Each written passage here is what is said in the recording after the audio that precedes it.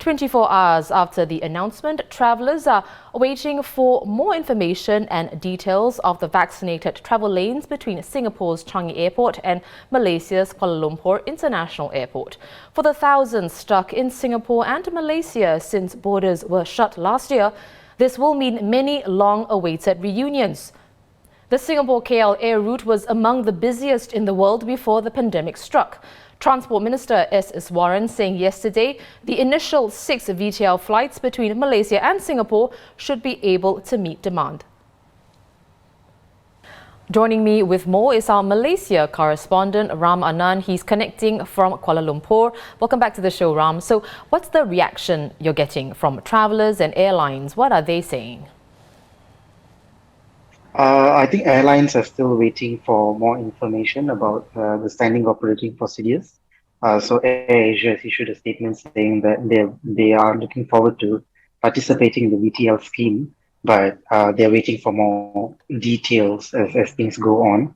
As for travelers, I think Malaysian workers, especially those who are in Singapore, who have been sort of stranded in Singapore for the past year and a half, for them, they are still waiting for a VTL by land, because a VTL by air for them is still not the most cost-efficient manner to cross borders and visit their families back.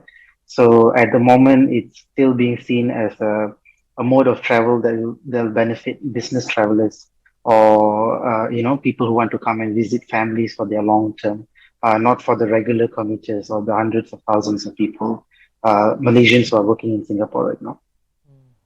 Well, as you pointed out before, the VTL is only for air travel between Singapore and Malaysia for now. It doesn't fully accommodate, right, the vast number of workers who used to travel to and from Malaysia every day via the land crossings, about 500,000 of these people.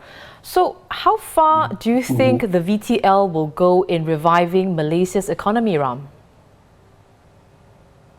The VTL currently, if it's only by air, from what I've gathered so far, even the tourism operators are not expecting it to have a major impact on Malaysia's economy, because, like mentioned before, on-air travel is expected to benefit a very niche group of people who will take up this option.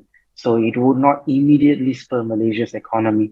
As an aside, I think it's worth mentioning that Malaysia is expecting to announce the standard operating procedures for people who are traveling coming to Langkawi in the next few days for international travelers, including Singaporeans.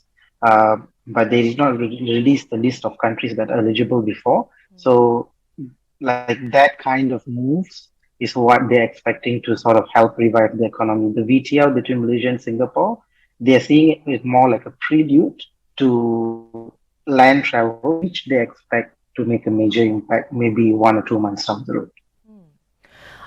So building on that, what is Malaysia's plans for reopening internationally? We know that fully vaccinated Malaysians are allowed to travel overseas, but what about the incoming foreigners, Ram? You mentioned Langkawi, but is there something in place for the wider parts of Malaysia? So Langkawi is being treated as a pilot project for those who are coming in. So in a way, it's Malaysia's own VTL, a very bubble-based VTL. So they're starting it on 15th of November in a week's time. The problem is we are still awaiting details about the standard operating procedures that have not been released. So once it's out, we will know which countries are being allowed in and what are the test procedures and all of that for the people who are coming in.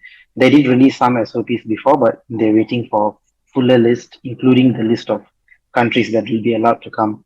So assuming the Langkawi bubble is successful, I would think the larger Malaysia reopening would probably, for travelers from abroad, will probably happen 1 or 2 months down the road. By December, we're expecting that.